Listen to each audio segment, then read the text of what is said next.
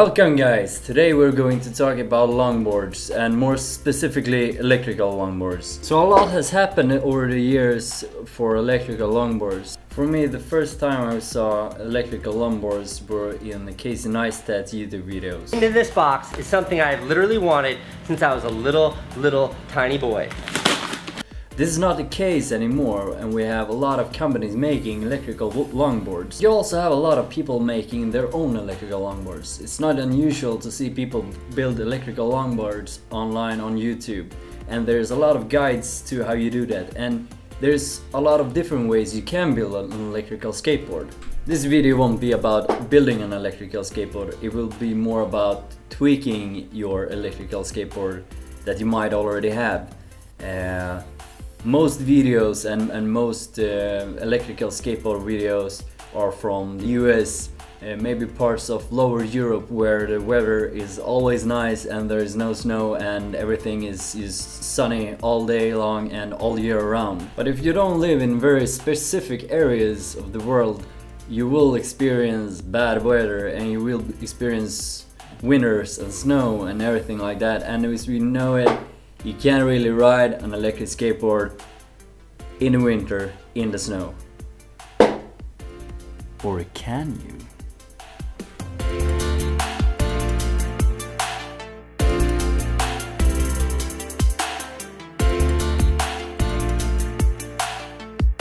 This is currently my electrical longboard, and this is what it looks like. As you can see, I have put on some large wheels on my longboard, which I use in the winter to be able to ride in snow. The wheels are from a website called DIYeboard.com, and they supply a lot of different parts for electrical longboards, and one of the things they have are these large wheels.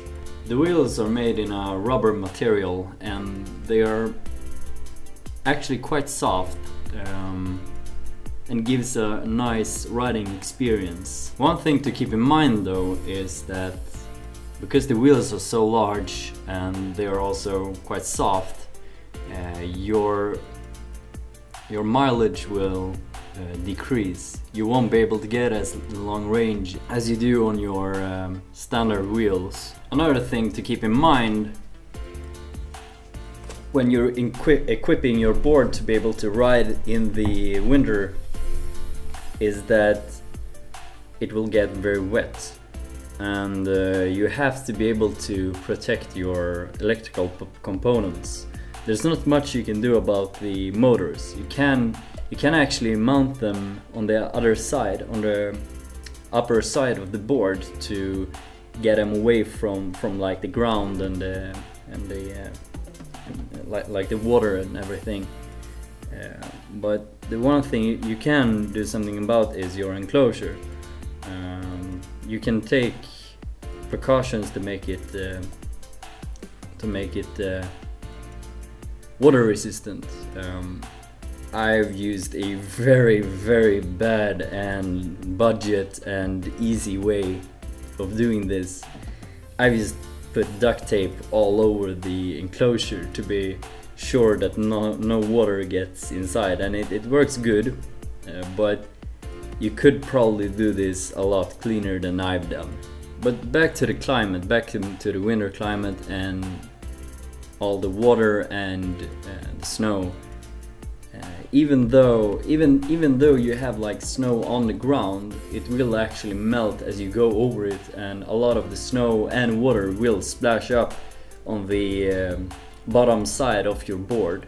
So if you ride this board to work or something like that, you will have to be able to wipe it off when you get there. And this can actually be a really unpleasant experience because it gets really wet, and furthermore, you will also sometimes get wet as you're riding it, because some of the water actually splashes up on you as you ride it.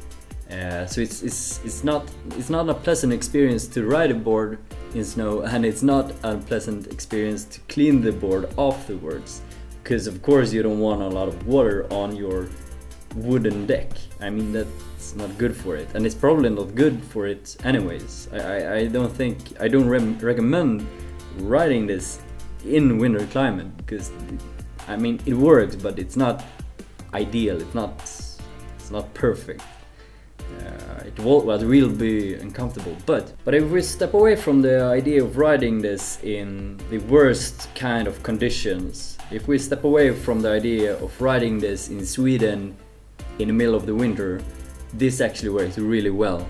And what I use this for is sometimes riding it in the winter, even though it gets very wet. Sometimes I do that, but the real potential you have with these wheels are being able to ride on like dirt roads and roads that are not suited for normal electrical skateboards.